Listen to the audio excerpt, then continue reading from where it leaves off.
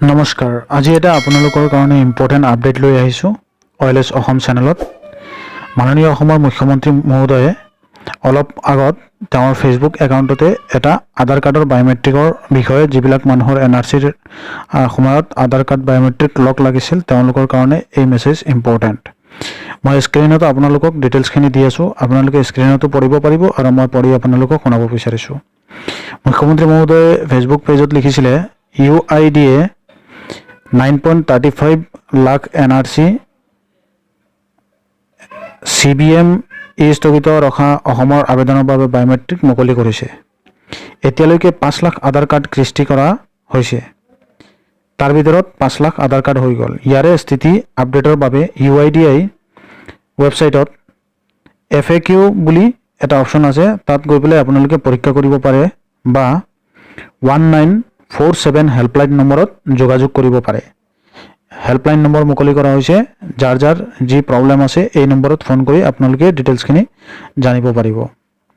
নাগৰিকসকলে helpdesk.roghy@uidi.net.in এই email আইডিটোত আপোনালোকে ইমেইলো কৰিব পাৰে। আপোনালোকৰ যিখিনি প্ৰব্লেম আছে ইমেইল যোগে UIDAৰ সৈতে যোগাযোগ কৰিব পাৰে, অথবা 0361 222 1819 এই নম্বৰটো আপোনালোকে নোট কৰি ৰাখক। এই নম্বৰত ফোন কৰি আপোনালোকে কিবা যদি আপোনালোকৰ বিষয় থাকে জানিবলগীয়া এইখিনি কৰিব পাৰে।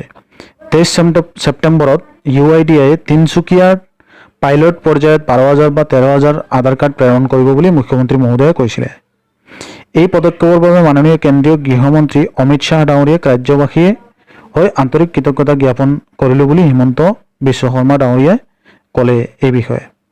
আৰু এটা আপোনালোকক টেম্পলেট মই দেখাব বিচাৰিছোঁ। NRCৰ প্ৰক্ৰিয়াৰ সময়ত যাৰ বায়োমেট্ৰিক বন্ধ হৈ আছিল, আধাৰ কাৰ্ড প্ৰাপ্ত কৰাৰ বিষয়ে আপোনালোক সকলো প্ৰশ্নৰ এক দ্ৰুত সমাধান আগবঢ়ালোঁ। ইয়াত কেইটামান পইণ্ট লিখা হৈছে, উত্তৰকেইটা আপোনালোকে এই স্কেনাৰ যিটো দিছোঁ বাৰকোড, এই বাৰকোডতে আপোনালোকে স্কেন কৰিলে ডিটেইলছখিনি গম পাই যাব। NRCৰ বায়োমেট্ৰিক নম্বৰটি NRCৰ CBMৰ বিপৰীতে আধাৰ সম্পৰ্কে কেনেকৈ জানিব পাৰিম, আধাৰ নম্বৰ কেনেকৈ পাম, পঞ্জীয়নৰ সময়ত মই মোৰ মোবাইল নম্বৰটো দিয়া নাছিলোঁ বা আগতে দিয়া মোবাইল নম্বৰটো এতিয়া ব্যৱহাৰ হোৱা নাই, মোৰ আধাৰ নম্বৰটো কেনেকৈ বিচাৰি পাম, NRC বায়োমেট্ৰিক নম্বৰটি আৰু NRC CBMৰ স্বীকৃতি কপি মোৰ হেৰাইছে, পঞ্জীয়নত এই সময়ত মই মোৰ মোবাইল নম্বৰটো দিয়া নাছিলোঁ আৰু আগতে দিয়া বায়োমেট্ৰিক নম্বৰত এতিয়া ব্যৱহাৰ হোৱা নাই, মোৰ আধাৰ নম্বৰটো কেনেকৈ বিচাৰি পাম। মই NRCৰ বায়োমেট্ৰিক নম্বৰটিৰ NRC CBM প্ৰাপ্তিৰ প্ৰতিলিপি হেৰুৱাইছোঁ, লগতে নম্বৰটিৰ সময়ত দিয়া সঠিক নাম, বানান বা মোবাইল নম্বৰ, পিনক'ড, ঠিকনা আদি মোৰ মনত নাই, কিন্তু কি কৰা উচিত।